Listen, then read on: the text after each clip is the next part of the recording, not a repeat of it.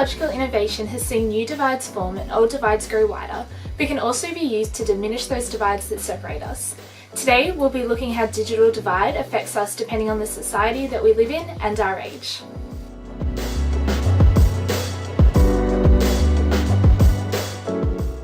Regnetta and Muschert outlined 3 levels of digital divides in their 2017 journal, Theorizing Digital Divides.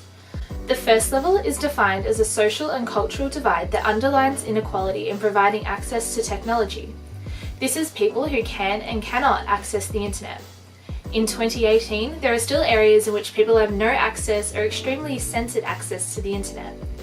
There are 35 nations in which fewer than 1 in 5 people can get access to the internet as cause of infrastructure and government blockages. However, this approach that is based on access to internet is seen as being outdated, moving us on to the second level. The second level focuses on the role of social capital in influencing internet use. This emphasises digital inequalities as a consequence of different motivations, skills, and purpose of use. This is a more sophisticated level based on the inequalities in internet use and information communication technology, or ICT. The third level is based on social and cultural benefits deriving from accessing and using the internet. Regardless states, we use the internet based on the background of our own social, cultural, political, and personal capital, influencing the way we search and interact with material online, creating this divide. So, our previous background influences how we access and use the internet, which are the first and second levels of digital divide.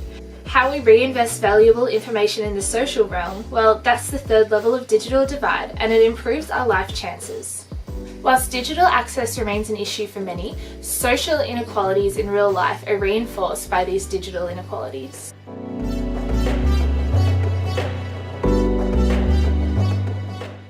Whilst new divides are forming across the world as technology advances by the day, old divides are getting deeper and wider. Entrepreneur Naveen Jain stated that we are currently living in the fastest technological advancement era ever, in which skills that we teach our children become obsolete in 10 to 15 years due to new technology. Age is one form of digital divide that continues to grow deeper as technology advances. Technology has changed rapidly over just the last 50 years. If we look at the way my grandparents use technology, compared to my parents, compared to me, compared to the way my 3-year-old cousin does and uses technology, it's changed completely. Even if we have a look at just my short 19 years, it's no wonder that these divides caused by age continue to grow deeper and wider. Even something as simple as viewing TV has changed rapidly. Growing up, I remember using VHS tapes, and soon that moved to DVDs, which moved to Blu-ray. Now I can pull out my computer and in a matter of seconds I can watch Netflix and see anything I want to.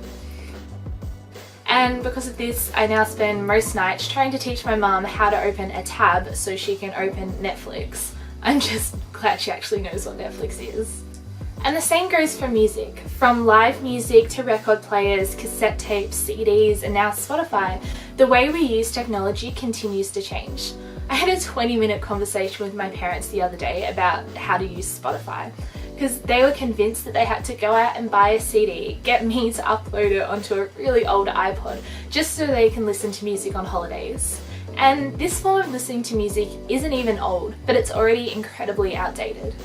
Slowly everything is becoming digitalized, and even this will continue to change as technology develops. The divides that separated generations when new forms of technology were first introduced continue to grow deeper, even as digital divides across the world grow slimmer.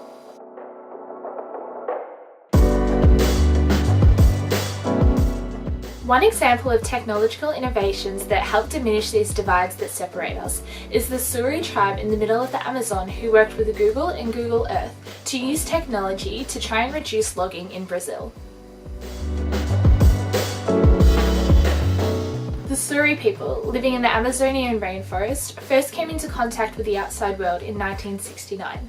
And this contact was devastating. Through disease, deforestation, and lack of food, their population went from 5,000 to 250 people. Now over that initial contact, the Suri tribe have used their access to the outside world for good. A major issue in the Amazon is logging, and whilst this is technically illegal, there is really little the Brazilian government can and will do to stop the loggers. Chief Almir is the man leading the technological revolution from the middle of the forest. He first glimpsed Google Earth when he was in an internet cafe. In 2009, he began working with Google to provide and teach his tribe with mobile phones. They can now take geotagged images that can be uploaded for the world to see, and this also helps them report incidents of logging. Since then, Chief Almir has been working closely with Google Earth. If you search I am Amazon into Google Earth, an interactive map to discover your connection becomes available. This feature provides the user with videos and information about a variety of issues, such as innovation, food, culture and education that exist within the Amazon today. Closer to the vision of the story is how visible the effect of deforestation has become. Here you can actually see the line where the forest has been logged, and if you zoom out, you can see the extent of the forest we've already lost.